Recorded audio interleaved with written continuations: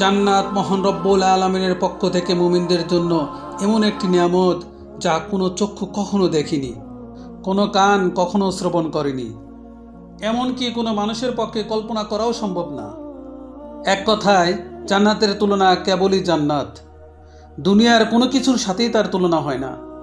ভয়াবহ হাসরের ময়দানে যখন মানুষের জীবনের প্রতিটি কর্মের হিসাব নেওয়া হবে, তখন কারো ভাগ্যে জান্নাত নির্ধারিত হবে, আবার কারো ভাগ্যে জাহান্নাম।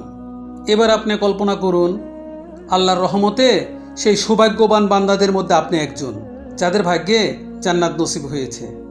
আপনি দাঁড়িয়ে আছেন জান্নাতের দরজায়। চিরশান্তির সেই সুন্দর জীবন কয়েক কদম দূরেই আপনার জন্য অপেক্ষা করছে। কিন্তু ভেতরে প্রবেশের আগে আপনাকে সম্পূর্ণভাবে পরিশুদ্ধ হতে হবে। আপনার শরীর থেকে দুনিয়াবি সব দুর্বলতা ও ত্রুটি দূর করতে হবে। তখন আপনাকে বিশেষ এক নদীতে গোসল করানো হবে। সেই নদীর পানি আপনার শরীর থেকে সকল দুর্বলতা ও ত্রুটি দূর করে ফেলবে। আপনার শরীরের সব লোম অদৃশ্য হয়ে যাবে, দাড়ি, গোঁফ, এমনকি শরীরের অন্যান্য পশমও উধাও হয়ে যাবে।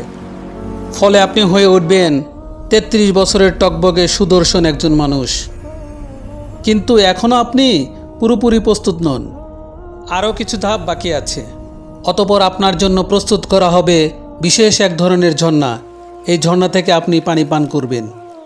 এতে আপনি হবেন সম্পূর্ণ পবিত্র, ভিতর থেকে এবং বাহির থেকে পুরোপুরি জান্নাতের জন্য প্রস্তুত। তারপর আপনি দাঁড়াবেন সেই ফেরেশতাদের সামনে, যাদের দায়িত্ব হলো আপনার জন্য দরজা খুলে দেওয়া। তার নাম হলো রিদওয়ান। জান্নাতের মোট 8টি দরজা রয়েছে। প্রতিটি দরজা দিয়ে মানুষ জান্নাতে প্রবেশ করবে ভিন্ন ভিন্ন আমলের ভিত্তিতে। আপনি কোন দরজা দিয়ে প্রবেশ করবেন তা নির্ভর করবে আপনার আমল ও দুনিয়ায় আপনি কেমনভাবে জীবন কাটিয়েছেন। জান্নাতের প্রতিটি দরজার আলাদা আলাদা নাম রয়েছে, তবে জান্নাতের সবগুলো দরজায় একই বাক্য লেখা, লা ইলাহা ইল্লাল্লাহু মুহাম্মাদুর রাসূলুল্লাহ সাল্লাল্লাহু আলাইহি সাল্লাম। যারা দুনিয়াতে নিয়মিত নামাজ আদায় করেছে তারা প্রবেশ করবে সালাত নামক দরজা দিয়ে। জান্নাতের দ্বিতীয় দরজা হলো রাইয়ান। যারা দুনিয়াতে রোজা রেখেছিল তারা এই দরজা দিয়ে প্রবেশ করবে। তৃতীয় দরজা হলো সাদাকা। যারা সবসময় কিছু না কিছু দান করেছে তারা এই দরজা দিয়ে প্রবেশ করবে। চতুর্থ দরজা হলো জিহাদ দরজা। যারা আল্লাহর পথে সংগ্রাম করেছে তাদের জন্য এই দরজা। পঞ্চম দরজা হলো হজ দরজা। যারা মক্কায় গিয়ে হজ আদায় করেছে তারা এই দরজা দিয়ে প্রবেশ করবে। ষষ্ঠ দরজা হলো কাজিমুল গাইস দরজা। যারা সবচেয়ে কঠিন মুহূর্তেও নিজেদের রাগ নিয়ন্ত্রণ করেছে তাদের জন্য এই দরজা। সপ্তম দরজা হলো আমান দরজা। যারা বিনা হিসাবে জান্নাতে প্রবেশ করবে তাদের জন্য এই দরজা। আর অষ্টম দরজা হলো জিকির দরজা। যারা সদা সর্বদা আল্লাহকে স্মরণ করেছে তারা এই দরজা দিয়ে প্রবেশ করবে। জান্নাতীরা যখন তাদের দরজার সামনে দাঁড়াবে তখন দরজাগুলো খুলতে শুরু করবে। তখন আপনি অনুভব করবেন এক মৃদু উষ্ণ বাতাস আপনার মুখে লাগছে। এটা এমন এক বাতাস যা আপনি আগে কখনো অনুভব করেননি। সেই বাতাসের সুবাস এমন যে আপনার আত্মাকে ছুঁয়ে যায়, এত সুন্দর, এত অনন্য যে আপনার দেহ মনে এক অন্যরকম প্রশান্তি খুঁজে পাবেন। দুনিয়ার সবচেয়ে উৎকৃষ্ট সুগন্ধিও তার সাথে তুলনা করা যায় না। আপনার ভিতর থেকে সকল ব্যথা, অনুশোচনা এবং দুঃখ মুছে ফেলা হবে। বাকি থাকবে সুন্দরতম অনুভূতি, যাতে আপনি জান্নাতের নিয়ামত পরিপূর্ণভাবে অনুভব করতে পারেন। অবশেষে আপনি প্রবেশ করলেন সেই কাঙ্ক্ষিত জান্নাতে। আহ, কি প্রশান্তি! আপনার জন্য যেখানে আছে এমন এক জীবন যা কখনো শেষ হবে না। আপনার জন্য আছে স্বাস্থ্য, ফলে আর কখনো অসুস্থ হবেন না। আপনার জন্য আছে যৌবন, ফলে আর কখনো বুড়ো হবেন না। আপনার জন্য আছে সুখ, ফলে আর কখনো দুঃখ পাবেন না। আপনি জান্নাতে প্রবেশ করতেই ফেরেশতারা আপনাকে স্বাগত জানাবে আর বলবে, আল্লাহর পক্ষ থেকে তোমার উপর শান্তি বর্ষিত হোক, স্বাগতম, এখানে চিরকাল থাকো। প্রথমে আপনাকে দেওয়া হবে প্রাসাদ, বাগান ও পুকুর। তারপর আপনার হৃদয় যা চায় তাই আপনাকে দেওয়া হবে, একটিও বাদ যাবে না। হ্যাঁ বন্ধু, এটাই জান্নাত। এটাই মহান আল্লাহ তার প্রিয় বান্দাদের জন্য তৈরি করে রেখেছেন। এটা এমন এক জায়গা যেখানে নেই কোনো দুঃখ, নেই কোনো ভয়, নেই বার্ধক্য, নেই ব্যথা। এমন এক জায়গা যেখানে রয়েছে সব সৌন্দর্য। আপনি বসবাস করেন এমন এক ঘরে যা তৈরি হয়েছে সোনা রূপার ইট দিয়ে। জান্নাতের মরক্কা হিসাবে ব্যবহার হয়েছে মিস্ক, কঙ্কর হলো মুক্তা রুবি এবং মাটি হলো জাফরানের। আপনি কি অনুভব করতে পারছেন? আপনি ফিরে এসেছেন সেই জায়গায় যেখানে আপনাকে প্রথমবার সৃষ্টি করা হয়েছিল। অতপর ফেরেশতারা আপনার সাথে কথা বলবে। তারা জিজ্ঞাসা করবে, সবেমাত্র তুমি জান্নাতে প্রবেশ করেছো, এখন বলো তুমি কি চাও? উত্তরে আপনি বলবেন, আমি ইতিমধ্যে আমার রবের অসংখ্য নিয়ামত ও উপহার দেখেছি, আমাকে আর একটু সামনে যেতে দাও এবং আরও উপভোগ করতে দাও। ফেরেশতারা উত্তর দিবে, এগুলো তো কেবল সূচনা, তুমি তো এখনো কিছুই দেখোনি। এর চেয়েও মহান নিয়ামত তোমার জন্য অপেক্ষা করছে। অতপর আপনি আবার এগিয়ে চললেন। আপনার সামনে উদিত হলো এক প্রাসাদ, যা পুরোপুরি খাঁটি সোনার তৈরি। এর বারান্দাগুলো মুক্তার মতো ঝলমল করছে। আপনি যতই কাছে যান, কিছু দাসদাসী আপনার সামনে উপস্থিত হয়। তাদের রূপ যেন ছড়িয়ে থাকা মুক্তার মতো। তারা হাতে ধরে আছে সোনার থালা ও সোনার পাত্র। তারা সালামের মাধ্যমে আপনাকে অভ্যর্থনা জানায়। আপনি সালামের জবাব দিলেন। আপনি সিদ্ধান্ত নিলেন এখানেই থেকে যাবেন, কিন্তু ফেরেশতারা বলল, এর চেয়েও মহান নিয়ামত সামনে আছে, চলতে থাকো। ফলে অবাক হয়ে আপনি আবার সামনে হাঁটতে লাগলেন। এবার দেখলেন আরেকটি প্রাসাদ, যা লালচে রুবি দিয়ে গড়া। প্রাসাদটি এত পরিষ্কার আর উজ্জ্বল যে বাহির থেকে ভিতরের অংশ দেখা যায়। আপনি তার ভিতরে প্রবেশ করবেন। ভেতরে আছে ৭০,০০০ কক্ষ, অপূর্ব সৌন্দর্যে ভরা, যা দেখে আপনার আত্মা ও দেহ আনন্দে আপ্লুত হয়ে উঠল। প্রতিটি কক্ষে সাজানো আছে খাবারের থালা, ফল, মাংস, পানীয়, সবই আপনার রবের পক্ষ থেকে অসাধারণভাবে প্রস্তুত। তখন আপনি একটি ফলে কামড় দিলেন, তা আপনাকে মনে করিয়ে দেয় আপনার জীবনের প্রিয় সব স্বাদ। তবুও স্বাদটি একেবারেই নতুন, এর আগে কখনো অনুভব করেননি। আপনি এক চুমুক পানীয় পান করলেন, ফলে আপনার হৃদয় ভরে উঠল অবর্ণীয় সুখে। দেখলেন হঠাৎ একটা দরজা খুলে গেল। ভেতর থেকে প্রবেশ করলো আপনার প্রিয়জনেরা, আপনার মা, বাবা, প্রিয়তমা স্ত্রী আর সন্তানেরা। আহ, আর কি চাই? আনন্দে আপনার নিঃশ্বাস আটকে যাওয়ার মতো অবস্থা। যেসব মুমিনদের সাথে আপনি পৃথিবীতে চলাফেরা করতেন, তারাও এখন আপনার পাশে। তাদের দেহ ঝলমল করছে আর মুখে সুন্দর হাসি। চতুর্দিকে প্রাসাদ, বৃক্ষ, নদী আর নিয়ামত, সবকিছু কেবল আপনার জন্যই সাজানো। অতপর ফেরেশতারা আপনাকে পোশাক পরাবে। জান্নাতের জন্য বানানো বিশেষ পোশাক, সবুজ রঙের সিল্কের মতো হালকা, বিশেষ সমৃদ্ধ ও কারুকার্যময়। সেই পোশাকে আছে ৭০টি স্তর, প্রতিটি স্তর ভিন্ন রঙে সজ্জিত। পুরো পরিবেশ যেন এক উৎসব, যা শুধু আপনাকে স্বাগত জানানোর জন্য।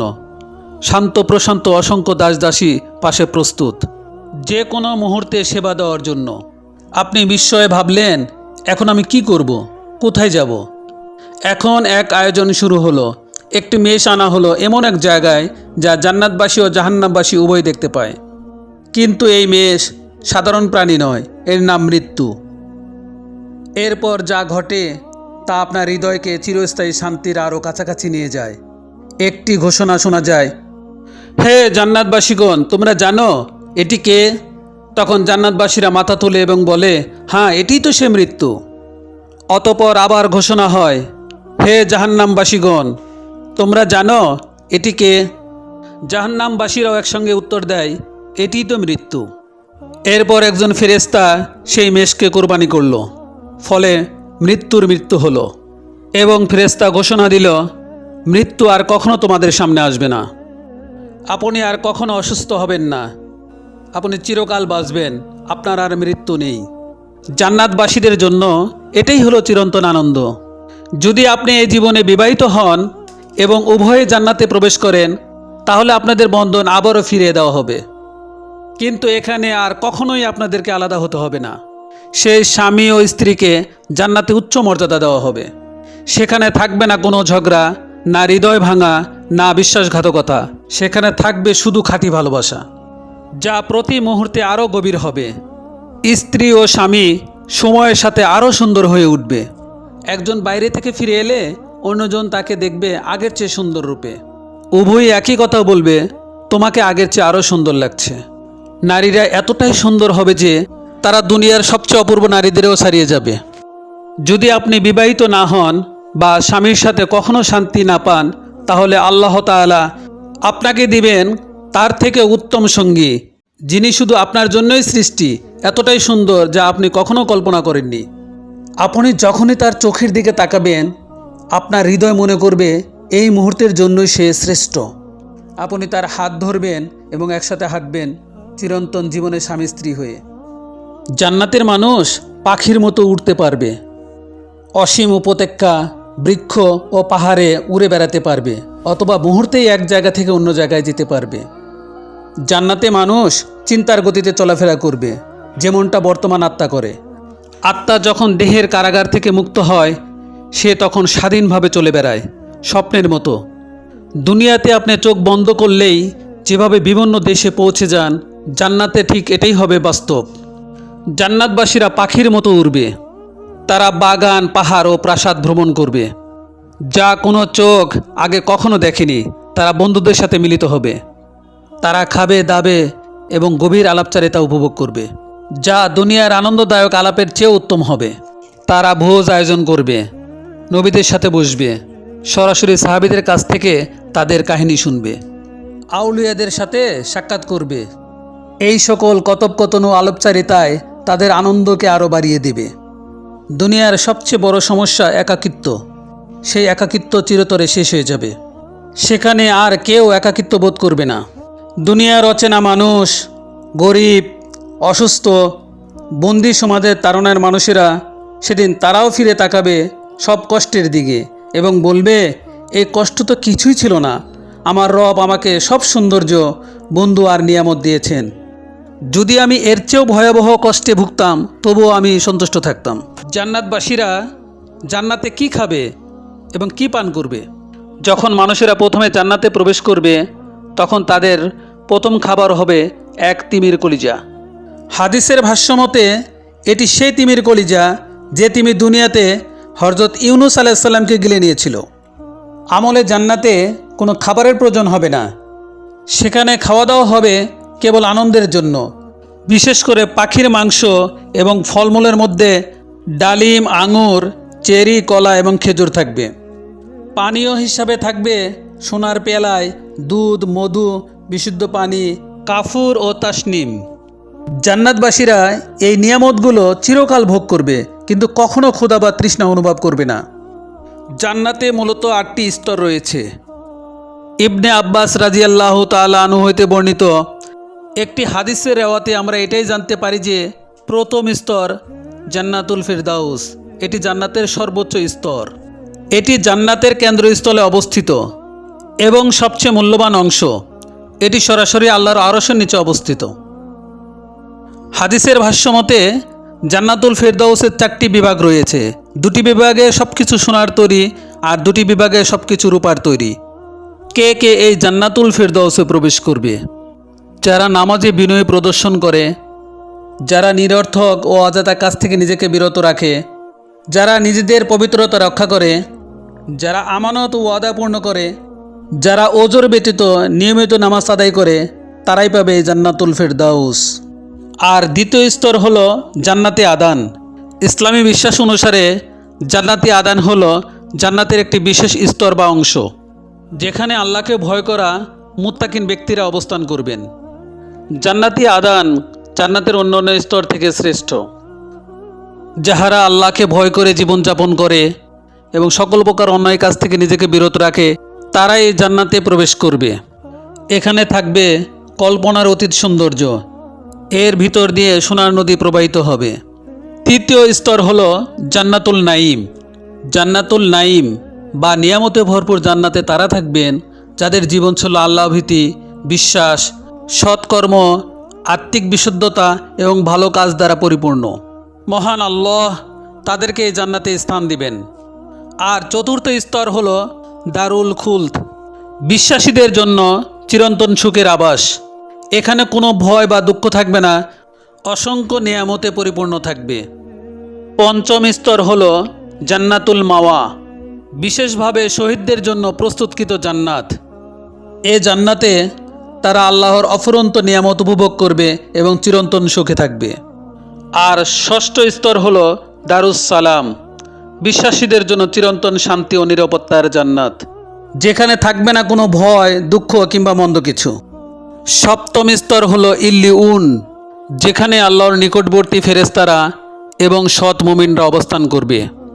তাদের মুখমণ্ডল থেকে নির্গত আলো সমস্ত জান্নাতকে আলোকিত করে তুলবে। এমনকি জান্নাতের সেই স্তর আলোকিত হবে যা দুর্বল মুসলিমকে দেওয়া হবে। একজন দুর্বল মুসলিমকে যে জান্নাত দান করা হবে তা হবে 10টি বিশ্বের সমান বিশাল। এবার ভাবুন তো, উচ্চ মর্যাদা সম্পন্ন মুসলিমদের জান্নাতের আয়তন কেমন হবে? জান্নাতের উঁচু স্তরে থাকা প্রাসাদগুলোর দিকে তাকালে তাদের দূরত্ব এতটাই বিশাল হবে যে তারা সেগুলোকে তারার মতো দেখবে। আমরা যেমন দুনিয়ার আকাশে দূর থেকে তারাগুলোকে দেখি, তারা ধীরে ধীরে অভ্যস্ত হয়ে যাবে জান্নাতের জীবনের সাথে। মহান রব্বুল আলামিন যে হুরগণকে সৃষ্টি করেছেন তারা সবসময় আনন্দ এবং সেবা দেওয়ার জন্য প্রস্তুত। তারা এতটাই পবিত্র যে মহান রব্বুল আলামিন তার পবিত্র কোরআনে বলেছেন তাদেরকে কোনো জিন ইনসান কোনোদিন স্পর্শ করেনি। তারা এতটাই বিশেষ যে তাদের মধ্যে একজনও যদি এই দুনিয়ার সাগরে থুতু ফেলতো তাহলে দুনিয়ার সব সমুদ্র সাগর তাৎক্ষণিকভাবে নোনতা থেকে মিষ্টি পানিতে রূপান্তরিত হতো। জান্নাতে কেউ কখনো কোনো কিছুতে অসন্তুষ্ট হবে না। আল্লাহর দেওয়া সকল নিয়ামতের উপর সে সন্তুষ্ট থাকবে এবং সেখানে হিংসাও থাকবে না। জান্নাতের প্রাকৃতিক সৌন্দর্য এ দুনিয়ার সব কিছুর চেয়ে বহুগুণ শ্রেষ্ঠ। তাই বলা হয়েছে জান্নাতের তুলনা শুধু জান্নাতি, দুনিয়ার কোনো কিছুর সাথে তার তুলনা করা যায় না। জান্নাতে অসংখ্য গাছ থাকবে, কিন্তু একটি গাছ বিশেষভাবে আলাদা, তা হলো তুবা গাছ। এই গাছটির আকার বর্ণনাতীত। একজন দ্রুতগামী অশ্ব আরোহী যদি দ্রুত গতিতে তার ঘোড়া চালাতো তবুও তার এই গাছটির একটি শাখা অতিক্রম করতে 100 বছর লেগে যেত। এই গাছটি এতটাই বিশাল যে এর শাখা প্রশাখা জান্নাতের সব স্তর পর্যন্ত পৌঁছায়, যাতে সবাই এর অনন্য নিয়ামত ভোগ করতে পারে। জান্নাতের আরেকটি বিস্ময়কর বিষয় তা হলো কাউসার নদী। এই কাউসার নদী আমাদের প্রিয় নবী হজরত মুহাম্মদ সাল্লাল্লাহু আলাইহি সাল্লামকে মহান আল্লাহ বিশেষ উপহার হিসেবে দান করেছেন। এই কাউসার নদীর পানি দুধের চেয়েও সাদা, মধুর চেয়েও মিষ্টি। এই কাউসার পানির ঘ্রাণ ও স্বাদ আমাদের কল্পনাও করা সম্ভব না। এই কাউসার নদী ছাড়াও জান্নাতে থাকবে বিশুদ্ধ পানির নদী, যা কখনো নষ্ট হবে না। দুধের নদী, যার স্বাদ কখনো পরিবর্তিত হবে না। মদের নদী, যা পানকারীদের আনন্দ দিবে কিন্তু কোনো নেশা সৃষ্টি করবে না। এবং জান্নাতে আরও থাকবে খাঁটি মধুর নদী। জান্নাতে এক কোমল বাতাস বইবে যখনই আমরা চাইব। এ বাতাস যখন তা গাছের পাতার ভেতর দিয়ে বয়ে যাবে, সেই শব্দ হবে এত সুন্দর যে এ দুনিয়ার কোনো কিছুর সাথে তার তুলনা করা যাবে না। আরেক বিশেষ আনন্দ হবে সাপ্তাহিক বাজারে যাওয়া। সেখানে উত্তর দিক থেকে বাতাস বইবে আমাদের মুখমণ্ডল ও পোশাকে। এতে আমাদের সৌন্দর্য রূপ আরও বেড়ে যাবে এবং প্রতিবারই আমরা হব আগের চেয়ে অনেক বেশি সুন্দর ও আকর্ষণীয়। জান্নাতের সবচেয়ে সুন্দর দিকগুলোর একটি হলো আমরা দুনিয়ার জীবনকে স্মরণ করব এবং আমাদের প্রিয়জনদের সাথে সময় কাটাবো। এতক্ষণ জান্নাতের যে সকল নিয়ামতের কথা আলোচনা করা হলো এগুলো তো সূচনা মাত্র। এ পর্যন্ত যা বলা হলো, না প্রাসাদ, না নদী, না অফুরন্ত নিয়ামত, কোনোটি এর সাথে তুলনীয় নয়। জান্নাতবাসীদের জন্য সবচেয়ে বড় উপহার, সবচেয়ে বড় নিয়ামত হলো মহান রব্বুল আলামিনের দর্শন। জান্নাতে সেই দিনে যা দুনিয়ার শুক্রবারের সমতুল্য, মহান আল্লাহ জান্নাতবাসীদের নিজের উপস্থিতিতে স্বাগত জানাবেন। মুহতারাম, জান্নাত কোনো সহজ পুরস্কার নয়। এটা তাদের জন্য যারা আল্লাহর দিকে ফিরে আসে, হারাম থেকে বেঁচে থাকে, ইবাদতে অটল থাকে, সুন্দর চরিত্র নিয়ে দুনিয়াতে জীবনযাপন করে। পরিশেষে মহান রব্বুল আলামিনের কাছে আমরা দোয়া চাই, হে আল্লাহ, তুমি আমাদেরকে হেদায়েত নসিব করো, আমরা যেন সত্য কল্যাণের পথে চলতে পারি তৌফিক দান করো এবং আমাদেরকে জান্নাতবাসী হিসাবে কবুল করো। আমিন।